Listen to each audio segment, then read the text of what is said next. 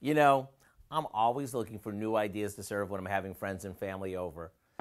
I want it to be something that's a bit different, yet not too different. Plus, I want to make sure it's easy to serve and easy to make. Well, we've got just the thing.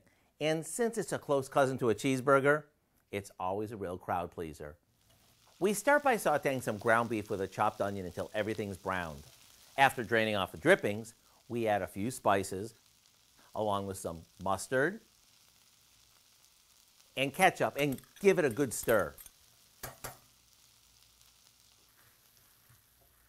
We spoon this onto a package of dinner rolls that we split in half. You want to make sure you spread this evenly. Okay, on top of that go some pickle chips, along with slices of cheddar cheese.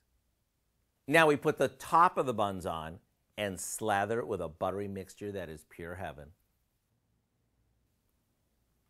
Right before it's time to serve, cover it with foil and bake it until it's heated through. What we end up with is individual sliders brimming with everything we love about a cheeseburger, but even better.